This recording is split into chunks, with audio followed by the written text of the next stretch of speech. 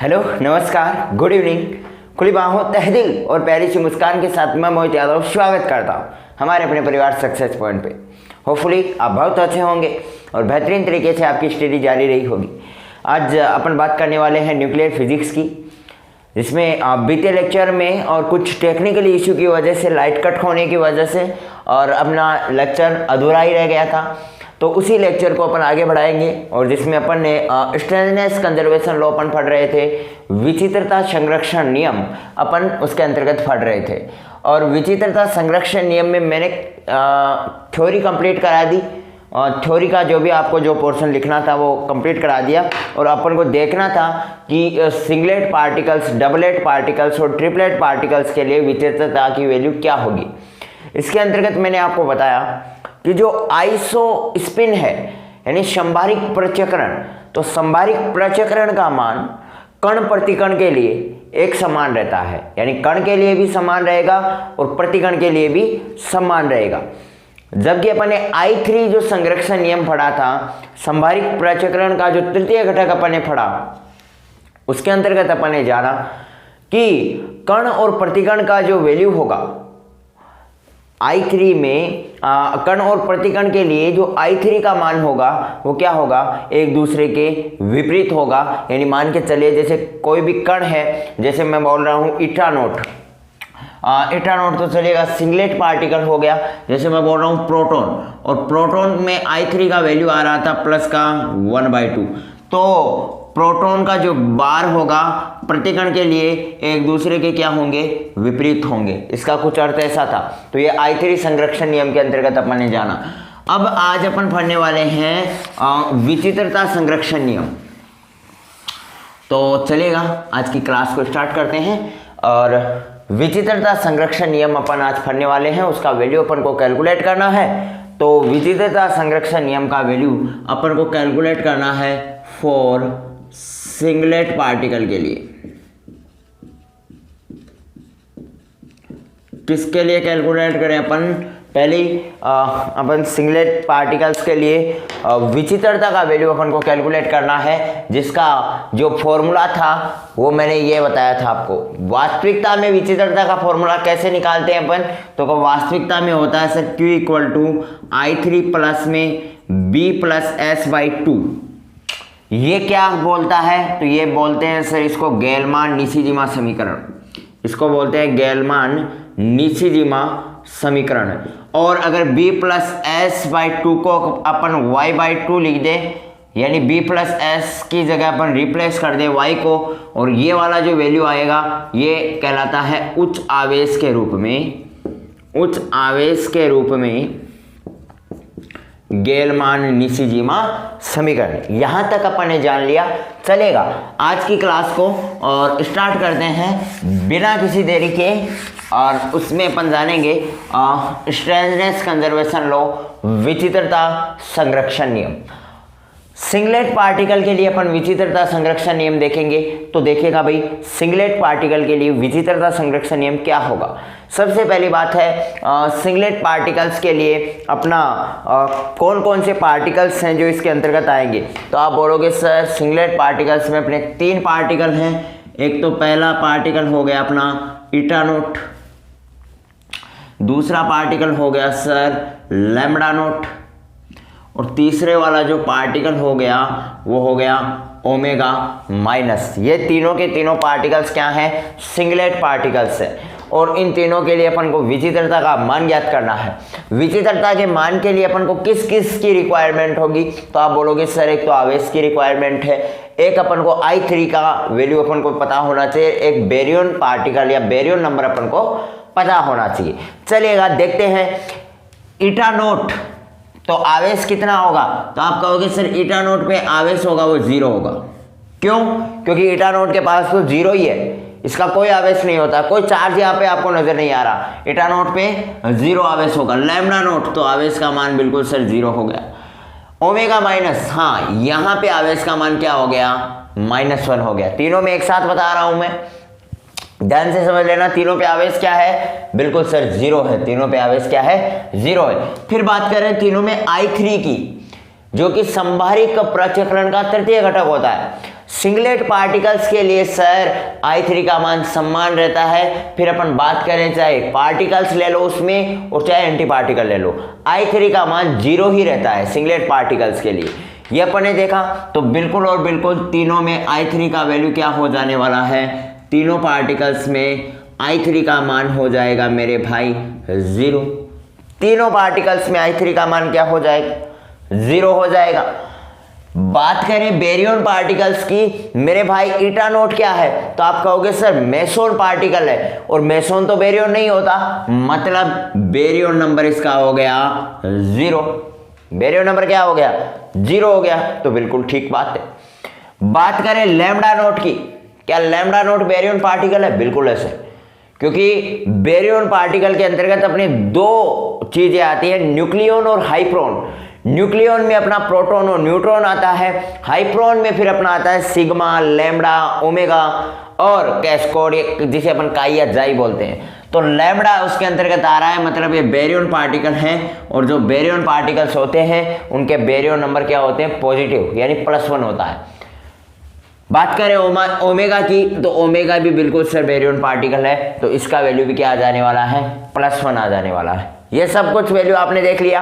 अब सर स्ट्रेंथनेस अपन को कैलकुलेट करना है, डायरेक्ट सूत्र में मान रख दो S = 2Q - I3, Q - I3 - B, तो ये क्या हो गया, तो आप बोलोगे सर इसकी स्ट्रेंथनेस हो गई 0।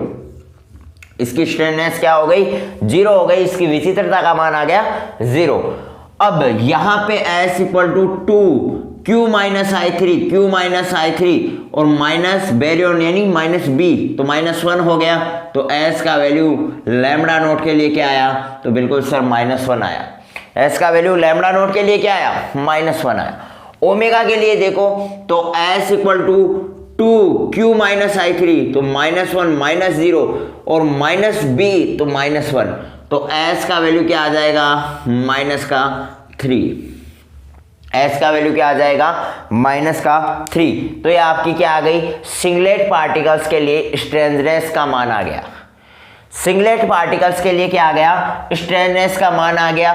कोई दिक्कत इसके अंतर्गत, कोई भी दिक्कत नहीं होनी चाहिए भाई, तो इस चीज को आप नोट डाउन कर लो एक बार, फिर अपन आगे बढ़े। डबलेट पार्टिकल्स में एक बार इस चीज को आप नोट डाउन कर लो, सिंगलेट पार्टिकल्स का जो वैल्यू है उसको नोट डाउन कर लो भाई, जल्दी से फटाक से सिंगलेट पार्टिकल्स के वैल्यू को नोट डाउन कर लो जल्दी से भाई।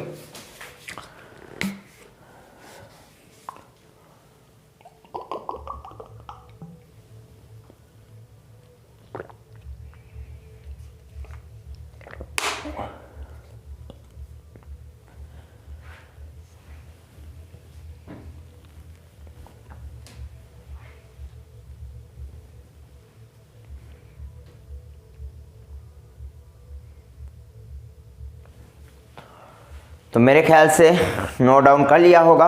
चलिएगा अब अपन बात करते हैं 4 डबलेट पार्टिकल्स के ऊपर।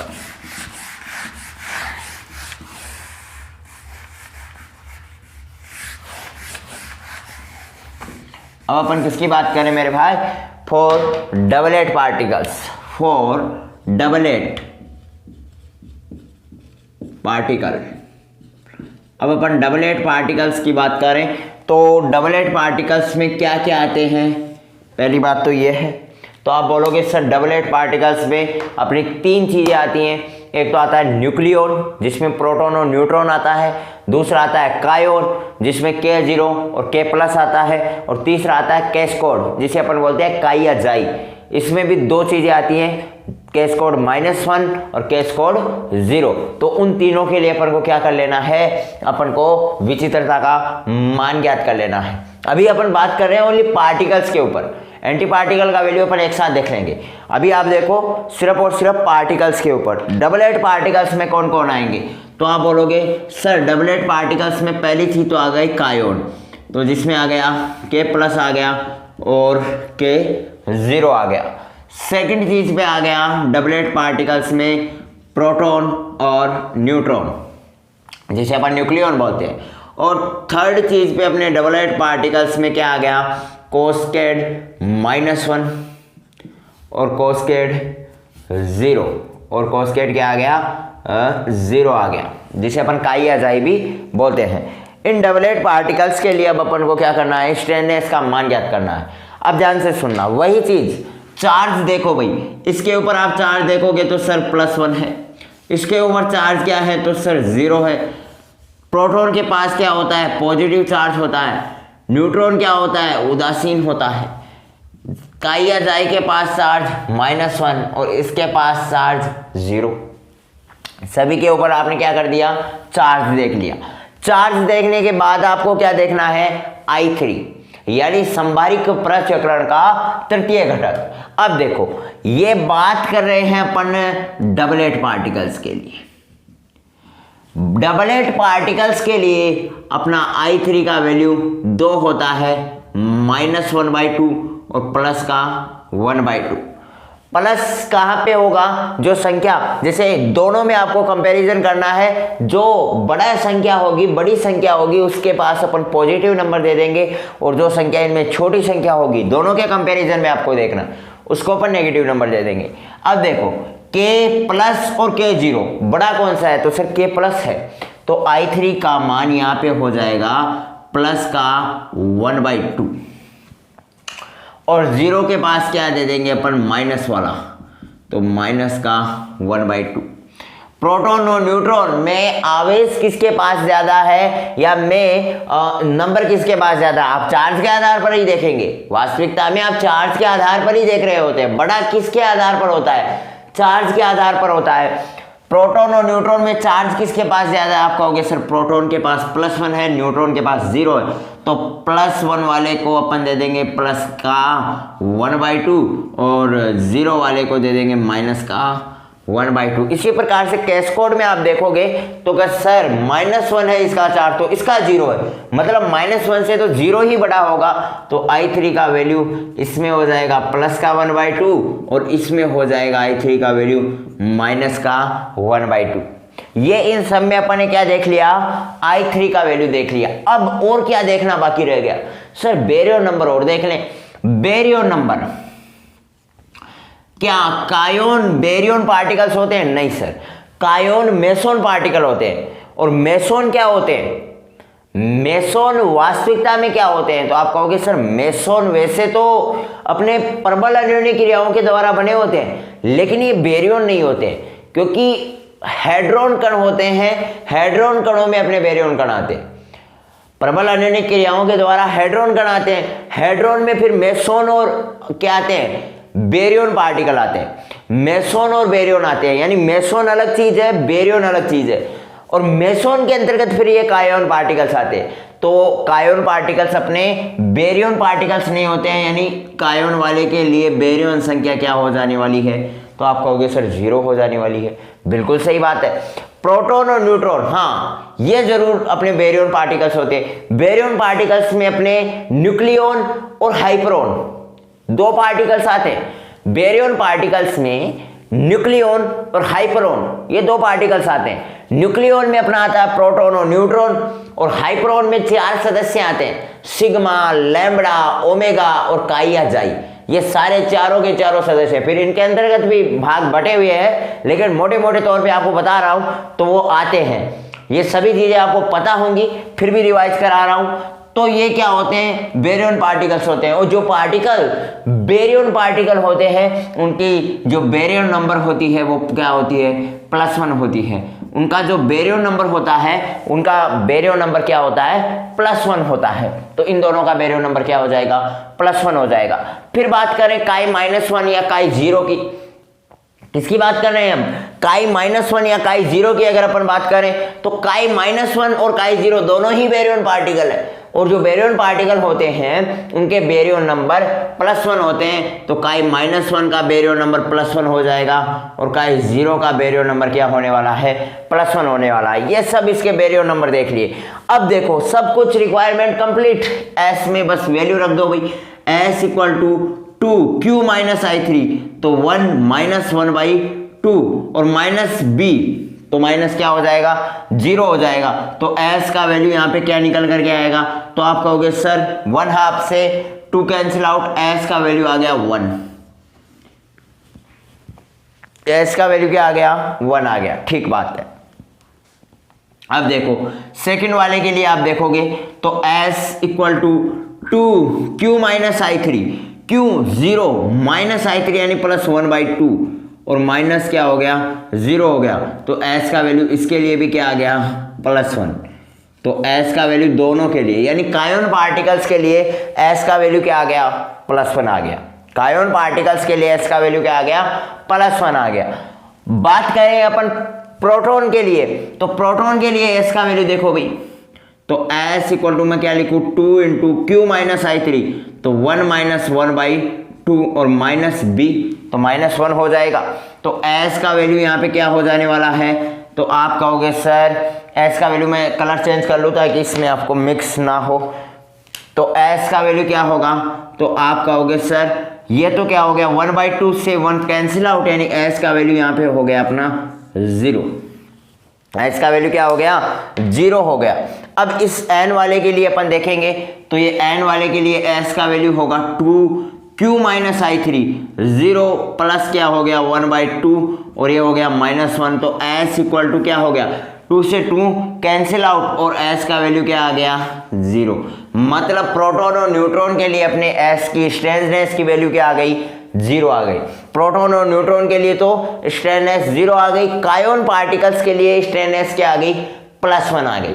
कायोन पार्टिकल्स के लिए अपनी स्ट्रेंथनेस क्या आ गई +1 आ गई। अब इसके अतिरिक्त अपन किसके लिए देखेंगे, काई -1 के लिए देखो तो s इक्वल टू क्या होता है 2q माइनस आई थ्री -1 और +1/2 -1, तो s इक्वल टू ये क्या हो जाएगा, तो आप कहोगे सर -1/2 हो जाएगा, -1 हो जाएगा और -1 और ये क्या हो गया -1, तो s का वैल्यू क्या हो गया, तो आप कहोगे सर -2 हो गया। इसी में आप देखोगे s equal to 2q minus I three, तो 0 माइनस 1/2 और माइनस b, तो ये क्या हो गया s का वैल्यू यहाँ पर भी हो गया -2।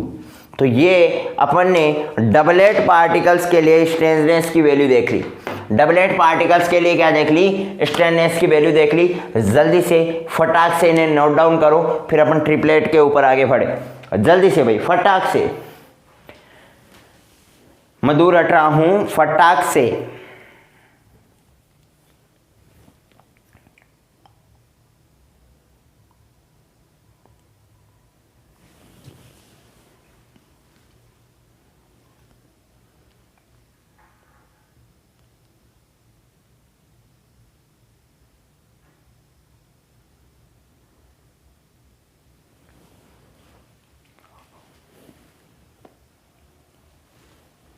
भाई नोट डाउन कर लिया क्या?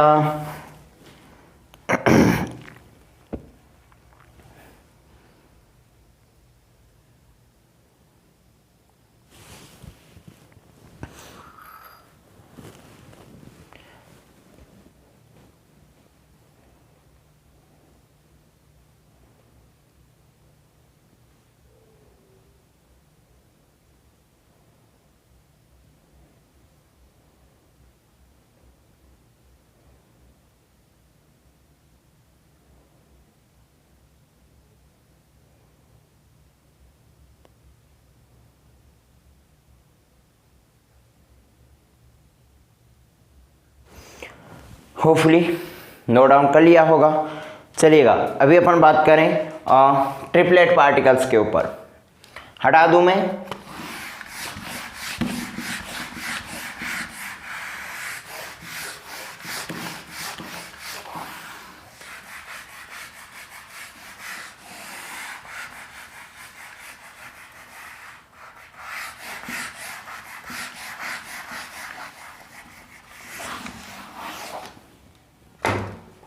अपन बात करें फॉर ट्रिपलेट पार्टिकल की।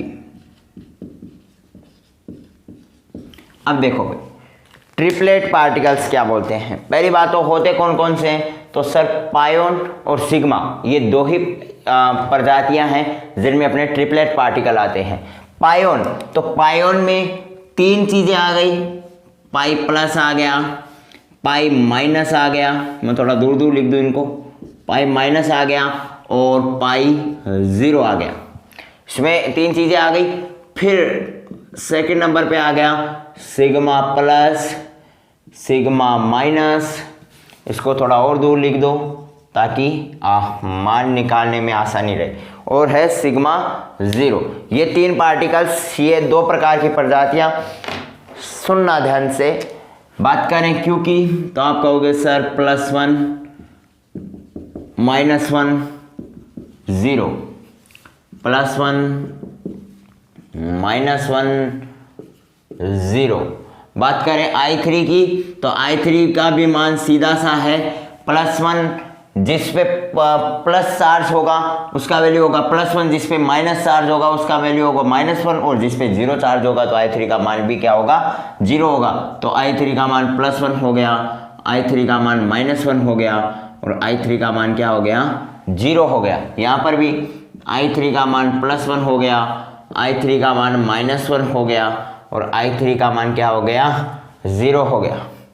अब बात करें बेरियन पार्टिकल्स की तो क्या पायोन बेरियन है? नहीं सर, पायोन मेसोन है, मेसोन बेरियन नहीं होते। तो पायोन वाले पार्टिकल्स तीनों ही क्या नहीं है, बेरियन पार्टिकल नहीं है। तो इसकी जो बेरियन नंबर आएंगे वो 0 आ जाएंगे। बात करें सिग्मा की, सिग्मा क्या बेरियन पार्टिकल्स है? बिल्कुल सर है। सिग्मा तो अपने हाइप्रोन में आता है, और हाइप्रोन क्या है, बेरियन पार्टिकल के अंतर्गत है। तो तीनों का जो बेरियन नंबर होगा वो 1 होगा। तीनों का बेरियन नंबर क्या हो जाएगा, 1 हो जाएगा। बात इसके स्ट्रेंथनेस की करें तो 2Q - I3 1 - 1 - 0, तो स्ट्रेंथनेस आ गई पायोन की 0। स्ट्रेंथनेस क्या आ गई, पायोन की आ गई 0।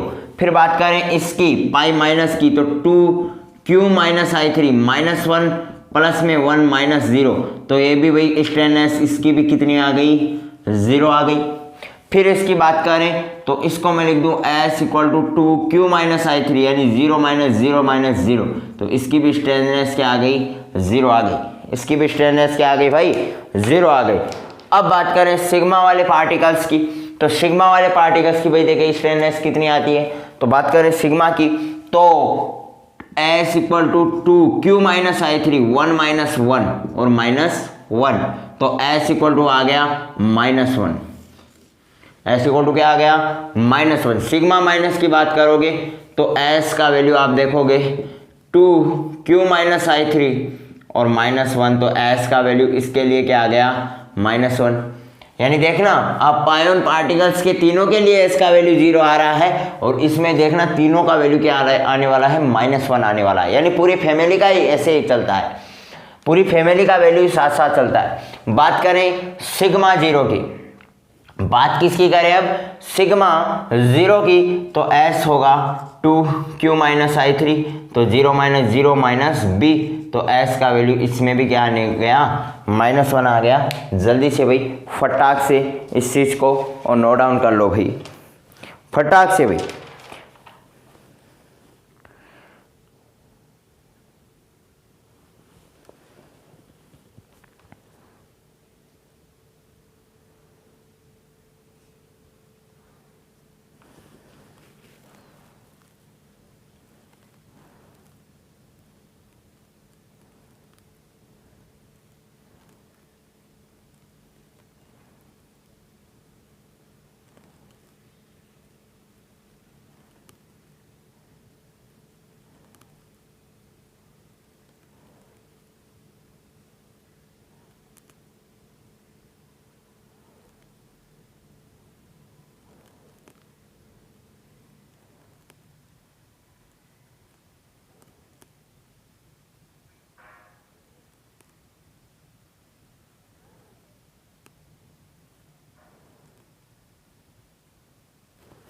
भाई नोट डाउन कर लिया,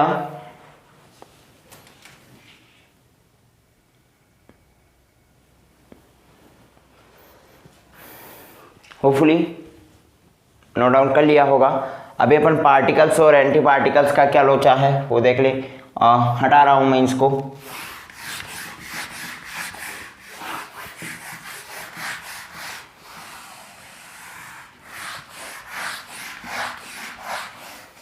मैं सारे पार्टिकल्स की स्ट्रेननेस एक साथ लिख देता हूं ताकि आपको याद करने की दृष्टि से भी सही रहे और पार्टिकल और एंटी पार्टिकल क्या बोलना चाह रहे हैं ये भी आपको पता रहे। तो मैं एक तरफ लिख रहा हूँ पार्टिकल और दूसरी तरफ मैं लिख रहा हूँ एंटी पार्टिकल। यहाँ पे लिख देता हूँ एंटी पार्टिकल।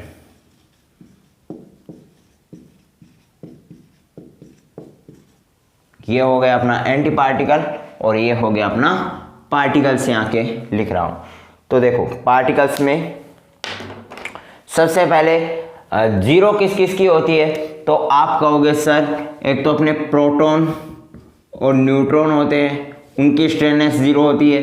दूसरी बात अपना अपन बात करें पायोन पार्टिकल्स की, तो pi plus, pi minus, pi zero, इनकी भी क्या होती है स्ट्रेननेस जीरो होती है। और तीसरी अगर अपन बात करें ईटा नोट, तो ईटा नोट की स्ट्रेननेस भी, तीनों की जो स्ट्रेननेस है इसकी स्ट्रेननेस जीरो होने वाली है, इसकी स्ट्रेननेस जीरो होने वाली है और इसकी भी स्ट्रेननेस क्या होने वाली है जीरो होने वाली है। यानी तीनों की जो विचित्रता होती है वो जीरो होती है।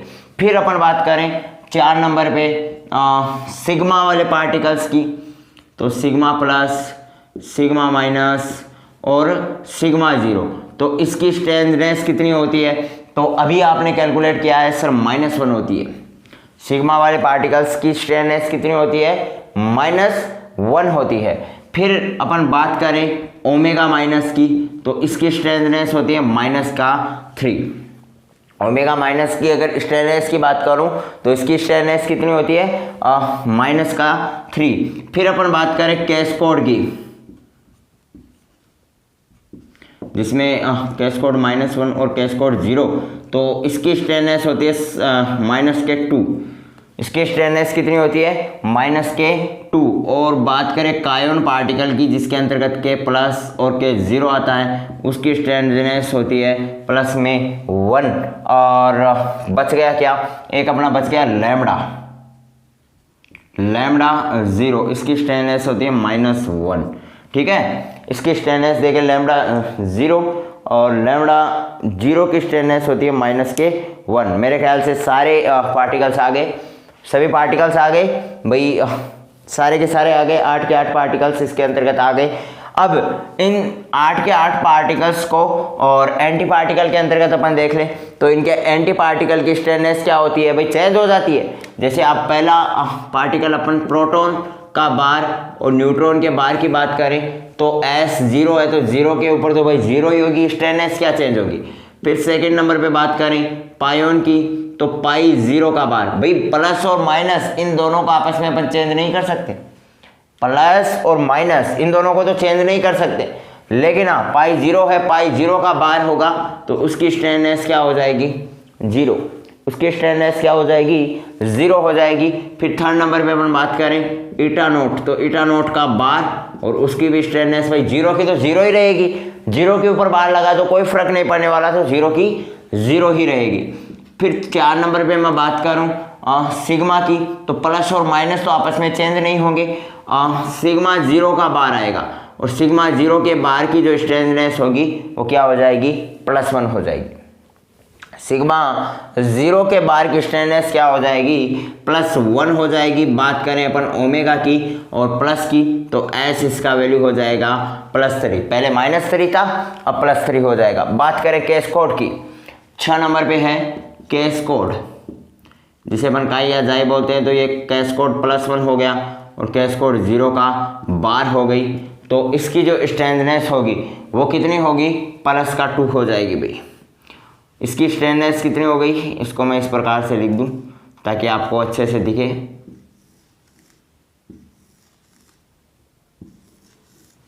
S का +2 हो गया। 7 नंबर पे अपन बात करें कायोन पार्टिकल्स की, तो इसमें आ गया K- और K 0 का बार और उसकी स्ट्रेननेस क्या हो गई -1 होगी, उसकी स्ट्रेननेस क्या हो गई -1 हो गई। और 8 नंबर पे अपन बात करें लैम्डा 0 के बार की, तो लैम्डा 0 के बार की स्ट्रेननेस हो गई +1 भाई। जल्दी से और इन पार्टिकल्स को नोट डाउन कर लो भाई, जल्दी से फटाक से।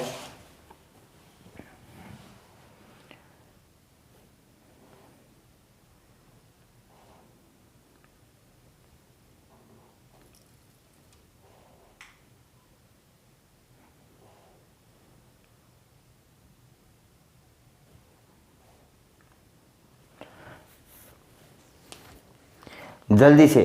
फिर भाई अपन न्यूमेरिकल क्वेश्चंस को सॉल्व करें, बहुत ही आसानी से, बहुत ही सिंपल है, बट सॉल्व कर लें।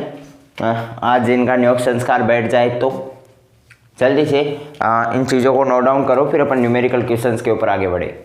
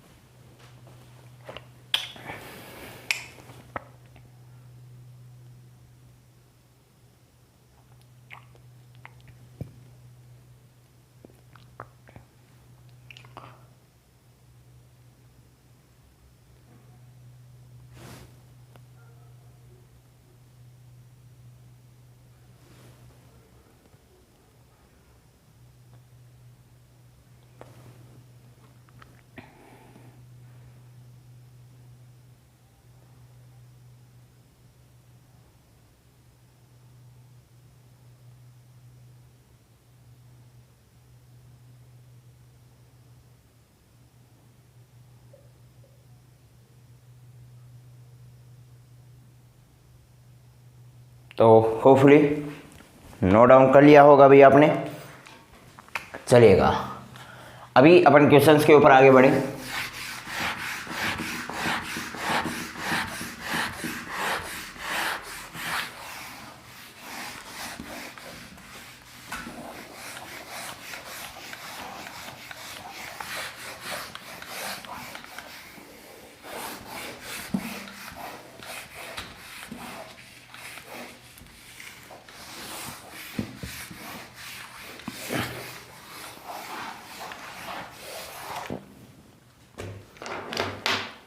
क्वेश्चन दिया हुआ आएगा कि I3 और S के आधार पर बताइए कि निम्न में से कौन कौन सी अभिक्रियाएं संभव है। क्वेश्चन क्या दिया आएगा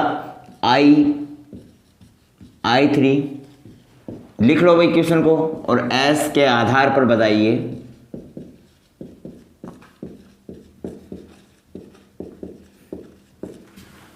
कि निम्न में से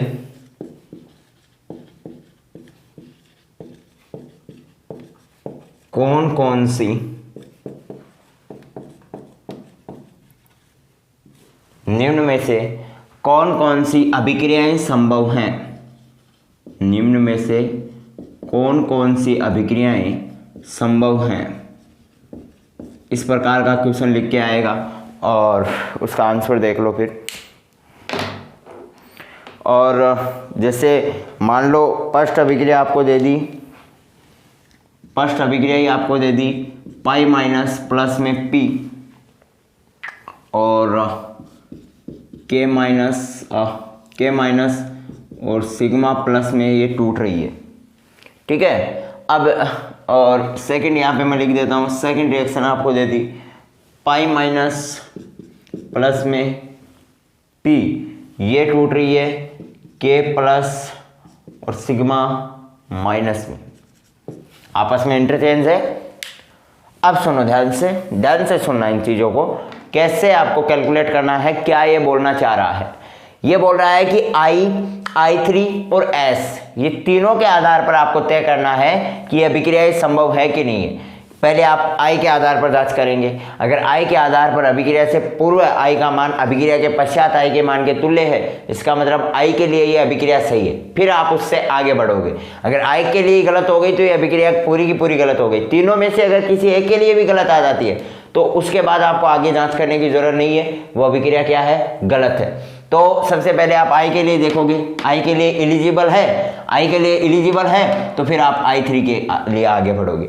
फिर आप I3 का मान देखोगे, I3 अभिक्रिया से पहले I3 का मान अभिक्रिया के पश्चात I3 के मान के तुल्य है तो फिर आप आगे बढ़ोगे और S का वैल्यू कैलकुलेट करेंगे। और अगर इन तीनों का वैल्यू सही आता है, अभिक्रिया से पूर्व इन तीनों का वैल्यू अभिक्रिया के पश्चात तीनों वैल्यू इसके समान होता है, तो इसका मतलब आप मान के चले आपकी अभिक्रिया सही है, अन्यथा आपकी अभिक्रिया गलत है। तो सबसे पहले अपन क्या करेंगे भाई, पहले I के आधार पर देख लें। तो सबसे पहले I संरक्षण, सबसे पहले अपन लगाएं I संरक्षण नियम, यही लगाएंगे ना भाई। अरे भाई सबसे पहले अपन क्या लगाएंगे, आई का संरक्षण या आई संरक्षण नियम लगाएंगे।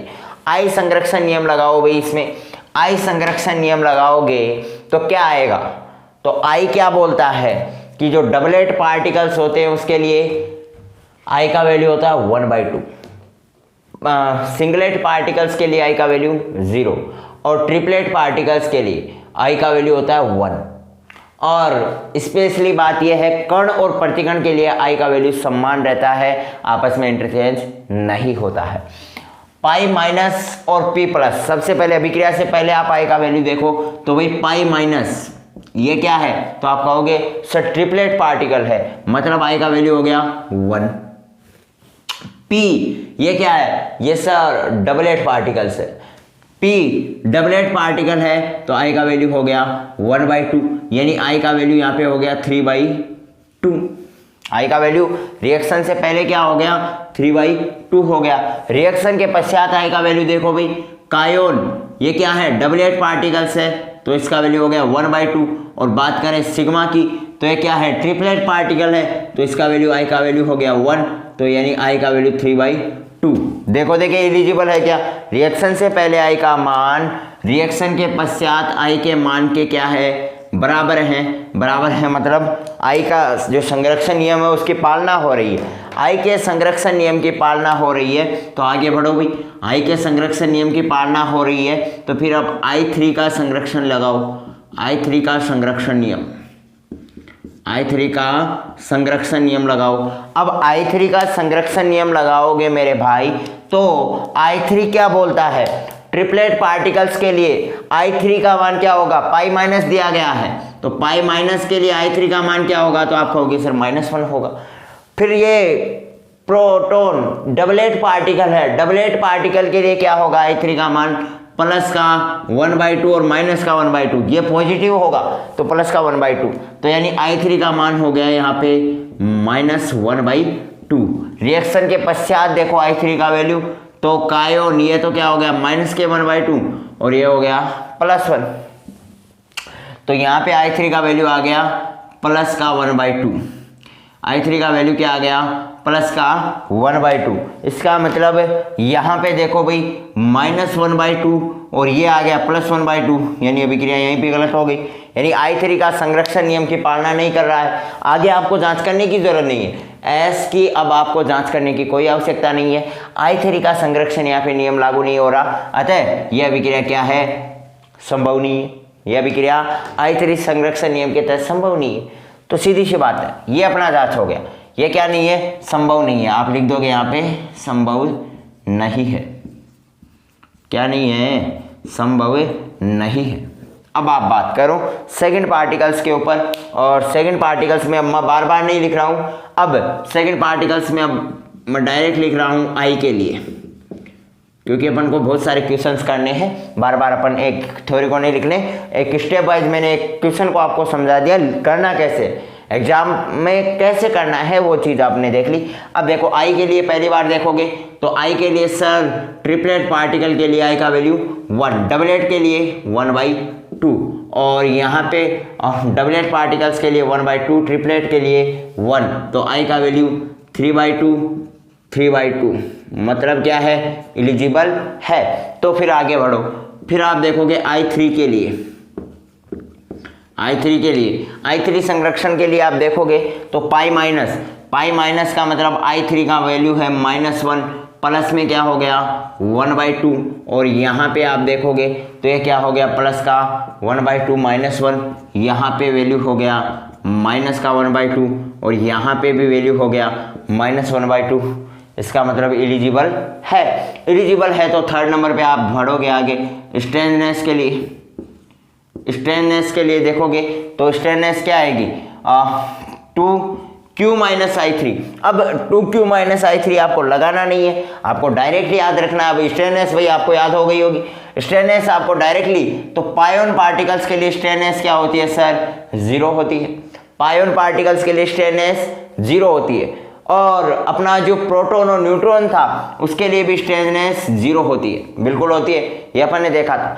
फिर आप बात करो कायोन पार्टिकल्स के लिए स्ट्रेननेस 1, कायोन पार्टिकल के लिए स्ट्रेननेस 1 और सिग्मा पार्टिकल के लिए स्ट्रेननेस -1, तो ये क्या हो गया 0, तो ये क्या हो गया 0, तो S = 0 to 0 एलिजिबल हो गया।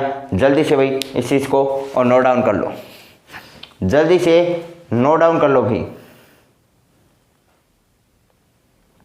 जल्दी से भाई फटाक से क्वेश्चन को नोट डाउन कर लो, दोनों पॉइंट्स को।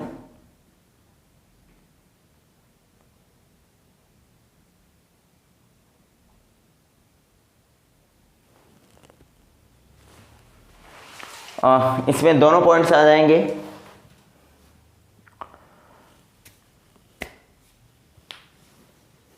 दोनों पॉइंट्स इसके अंतर्गत आ जाएंगे। थर्ड नंबर पे अपन आगे बढ़े, तो थर्ड नंबर क्या बोल रहा है देखते हैं।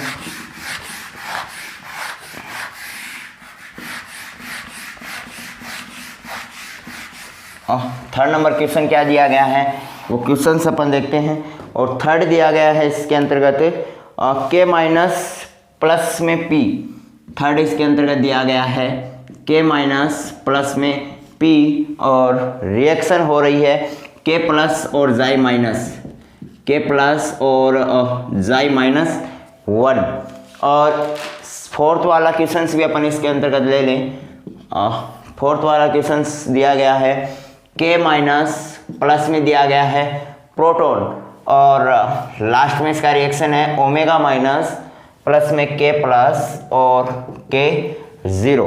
तो ये रिएक्शन, इसमें आपको आइसोस्पिन का वैल्यू कैलकुलेट करना है, third element of isospin and strangeness, ये तीनों का बेसिस पे आपको बताना है कि ये रिएक्शन संभव है कि नहीं है।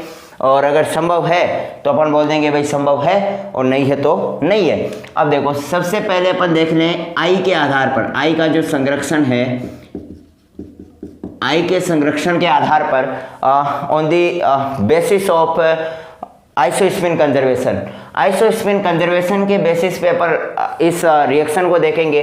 तो सबसे पहले अपन क्या देखते हैं, तो भाई कायोन पार्टिकल्स और प्रोटॉन जो कि अपने न्यूक्लियन पार्टिकल्स होते हैं, कायोन पार्टिकल्स का जो कंजर्वेशन होगा वो क्या होगा, तो आप बोलोगे सर जो डबलेट पार्टिकल्स होते हैं, और डबलेट पार्टिकल्स का जो आइसोस्पिन का वैल्यू होता है वो 1/2 होता है। फिर चाहे अपन बात कर लें पार्टिकल्स की या फिर बात करें एंटी पार्टिकल्स की, सब में आइसोस्पिन का वैल्यू सेम रहने वाला है।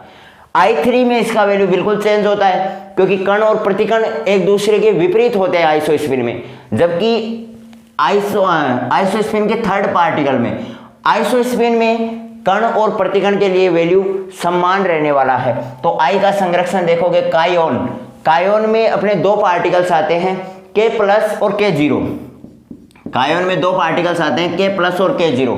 यहाँ पे आपको दिया गया है K माइनस, मतलब एंटी पार्टिकल है किसका, K प्लस का। लेकिन आई का संरक्षण क्या बोलता है, चाहे पार्टिकल हो या एंटी पार्टिकल हो, वैल्यू में कोई डिफरेंस नहीं आता।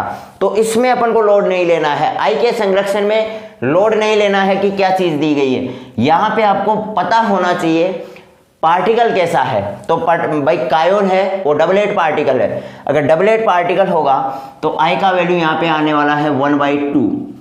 डबलेट पार्टिकल्स के लिए अपना आइसोस्पिन होता है 1/2, तो 1/2 आ गया। फिर अपन बात करें प्रोटॉन की, तो भाई प्रोटॉन जो कि एक न्यूक्लियन पार्टिकल है और इसमें प्रोटॉन और न्यूट्रॉन आते हैं।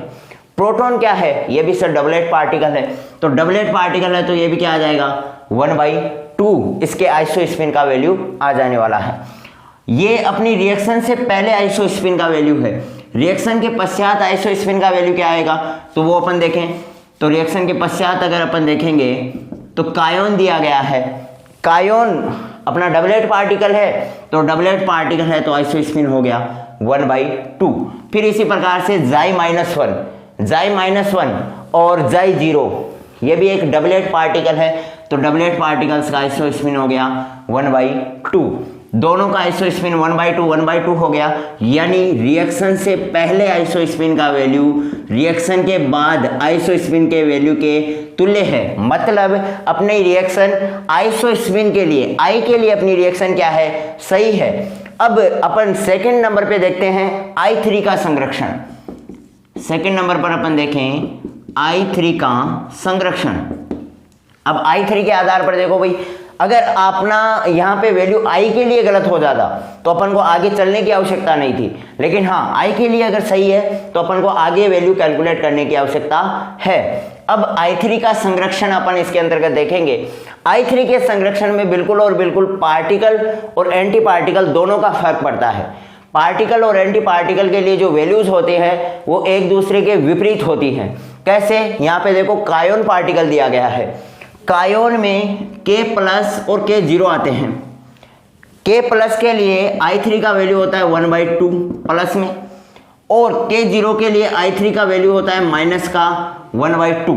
यहाँ पे अपन को दिया गया है एंटी पार्टिकल, K प्लस का एंटी पार्टिकल अपन को दिया गया है K माइनस, और K माइनस एंटी पार्टिकल इसका मतलब विपरीत होते हैं, यानी I3 का वैल्यू होगा माइनस का 1/2 ना कि 1/2। ठीक है, तो यहाँ पे I3 का वैल्यू क्या आने वाला है? -1/3। I3 का वैल्यू क्या आने वाला है? माइनस का 1/2।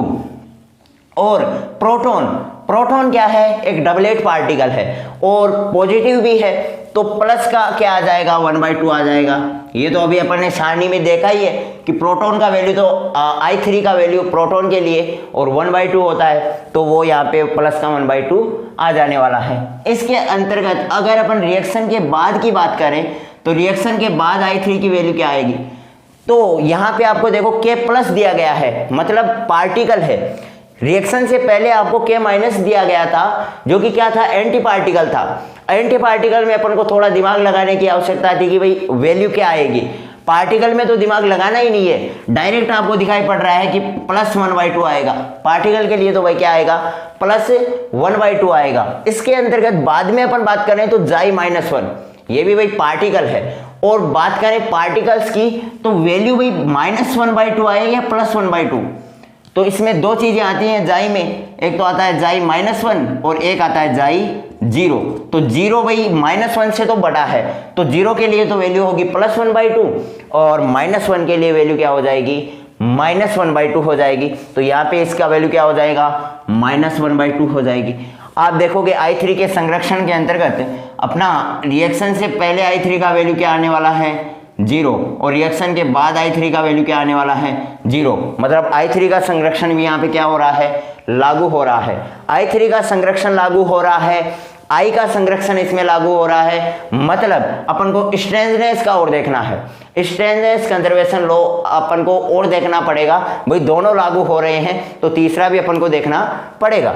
अब देखते हैं भाई तीसरा S का संरक्षण अपन को देखें तो S का संरक्षण क्या आने वाला है इसमें? S का संरक्षण, S का संरक्षण रिएक्शन से पहले कायोन पार्टिकल और पायोन पार्टिकल दोनों के अंतर्गत अपन देखेंगे तो K माइनस के लिए S क्या आएगा?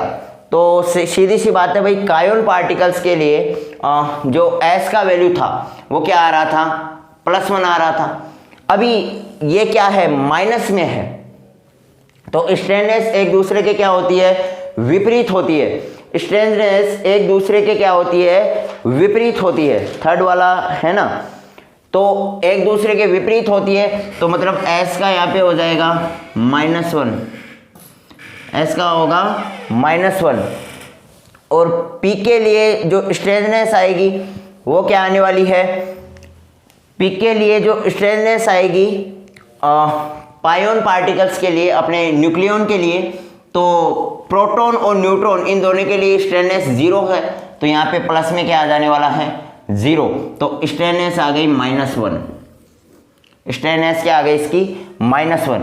और रिएक्शन के बाद अपन S का संरक्षण देखें, रिएक्शन के बाद अगर S का संरक्षण देखें तो कायोन पार्टिकल्स और कायोन पार्टिकल्स में दिया गया है K प्लस, तो डायरेक्टली इसका S का वैल्यू हो जाएगा +1 और डायरेक्टली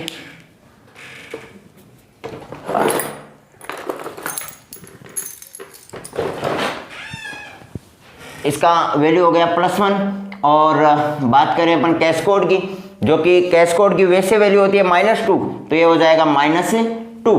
स्ट्रेननेस की वैल्यू क्या होती है -2 और बिल्कुल पार्टिकल है तो पार्टिकल का वैल्यू हो गया -2 तो S का वैल्यू हो गया -1। तो रिएक्शन से पहले अपनी स्ट्रेननेस, रिएक्शन के पश्चात स्ट्रेननेस के क्या है, तुल्य है। और स्ट्रेननेस के भाई तुल्य है, इसका मतलब अपनी रिएक्शन नंबर 3 क्या है, सही है। रिएक्शन नंबर 3 क्या है, सही है। और मतलब एलिजिबल है अपन बोल सकते हैं रिएक्शन नंबर 3 और बिल्कुल अपन जांच भी कर लें तो बिल्कुल सही है। अब देखो 4th नंबर की रिएक्शंस के ऊपर अपन आगे बढ़े। 4th नंबर की रिएक्शन क्या बोलना चाह रही है इसके ऊपर अपन देखते हैं। 3rd नंबर वाली रिएक्शन होपफुली आपको समझ में आई होगी। 4th नंबर की रिएक्शन अपन देखें तो क्या बोल रही है, K+ और P। सबसे पहले अपन I का संरक्षण इसके अंतर्गत लगाएंगे तो I का संरक्षण, I के संरक्षण में भाई कायोन पार्टिकल है तो कायोन पार्टिकल क्या होते हैं 1/2 प्लस में ये हो गया 1/2, यहाँ पे ओमेगा माइनस ये सिंगलेट पार्टिकल से 0 प्लस में कायोन 1/2 और कायोन 1/2 तो I का वैल्यू 1 और I का वैल्यू 1, यानी अपने अभिक्रिया से पहले I का संरक्षण लागू हो रहा है। अभिक्रिया से पहले I का मान अभिक्रिया के पश्चात I के मान के तुल्य होता है, अर्थात I का संरक्षण यहाँ पे क्या कर रहा है, लागू हो रहा है, फॉलो हो रहा है। बात करें अपन 2nd नंबर पे I3 का संरक्षण, बात करें I3 के संरक्षण के ऊपर। I3 का संरक्षण इसमें फॉलो होता है कि नहीं होता। I3 के संरक्षण में रिएक्शन से पहले अपन देखें तो भाई कायोन पार्टिकल है लेकिन क्या है, विपरीत है। कायोन पार्टिकल्स तो है यानी K+ और K0 के रूप में अपना कायोन पार्टिकल आता है। और कायोन पार्टिकल्स के लिए अगर अपन बात करें तो स्ट्रेंथनेस होती है +1, लेकिन ये विपरीत है। मतलब अभी अपन बात कर रहे हैं I3 के संरक्षण की, I3 के संरक्षण की बात कर रहे हैं तो कायोन पार्टिकल्स के लिए भाई K+ के लिए होती है प्लस का 1/2, लेकिन विपरीत है तो क्या आ जाएगा -1/2, -1/2 और प्लस में P तो P क्या है, पॉजिटिव नंबर आएगा तो प्लस का 1/2, P के लिए तो कोई लोड ही नहीं लेनी है।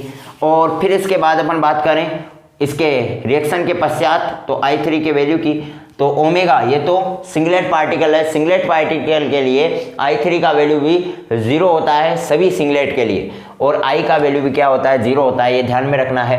बात करें कायोन्स की, कायोन क्या दिया गया है, पॉजिटिव, तो कायोन का वैल्यू आपको पॉजिटिव दिया गया है K+, तो K+ के लिए आपका वैल्यू हो जाने वाला है +1/2 और K0 इसके लिए आपका वैल्यू हो जाएगा यहाँ पे -1/2,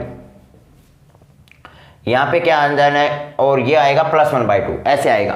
यानी K+ के लिए आपका वैल्यू क्या होगा, -1/2 K0 के लिए। तो और अरे भाई K0 और K+, तो K0 के लिए तो -1/2 और K+ के लिए +1/2, तो यहाँ पे I3 का वैल्यू 0 आ गया और यहाँ पर भी I3 का वैल्यू क्या आ गया, 0 आ गया, तो यह I3 का संरक्षण हो गया। अब बात करें अपन तीसरी S का संरक्षण, स्ट्रेननेस का, S का संरक्षण बात करें कायोन पार्टिकल्स की, तो कायोन पार्टिकल में S की वैल्यू होती है +1, लेकिन ये देखो नेगेटिव है तो नेगेटिव में क्या आएगी, S की वैल्यू -1 आएगी।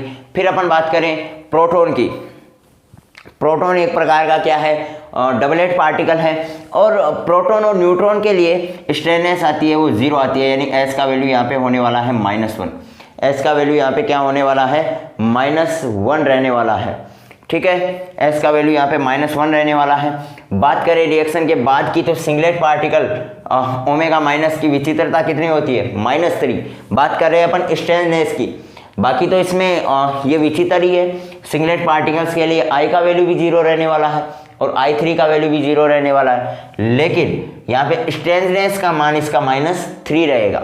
फिर बात करें अपन कायोन पार्टिकल्स की, कायोन पार्टिकल्स दिया गया है K+ के लिए आपकी स्ट्रेननेस की वैल्यू कितनी आएगी, तो कायोन पार्टिकल्स के लिए स्ट्रेननेस होती है +1, तो K+ और K0 दोनों के लिए स्ट्रेननेस क्या रहने वाली है, +1 होगी। +1 हो गई तो ये कितना बच गया, -1, यानी एस संरक्षण नियम भी इसमें लागू हो रहा है। 4th नंबर का जो क्वेश्चन है इसमें एस संरक्षण नियम भी क्या हो रहा है, लागू हो रहा है। मतलब 3 और 4 दोनों क्वेश्चन, दोनों अभिक्रियाएं क्या हैं, संभव है। यह अभिक्रिया भी आपकी संभव है और ये वाली अभिक्रिया भी संभव है। होपफुली समझ में आ गया होगा। अभी नोट डाउन कर लो।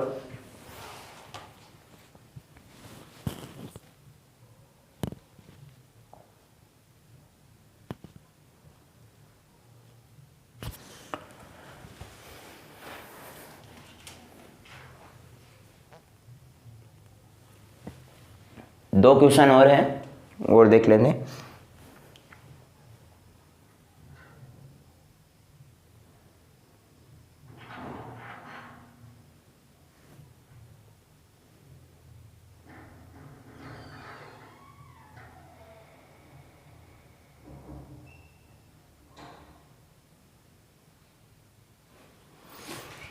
फाइव और 6 नंबर का क्वेश्चन और देख लें।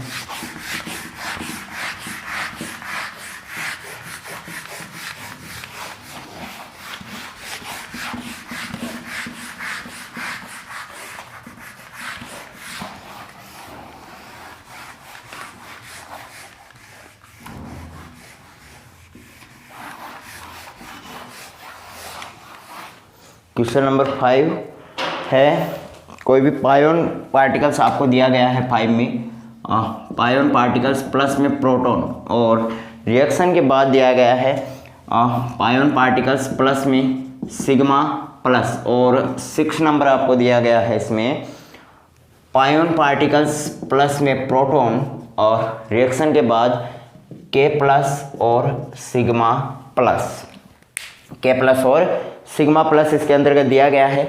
इसमें आपको बताना है कि दोनों रिएक्शन सही है कि नहीं है।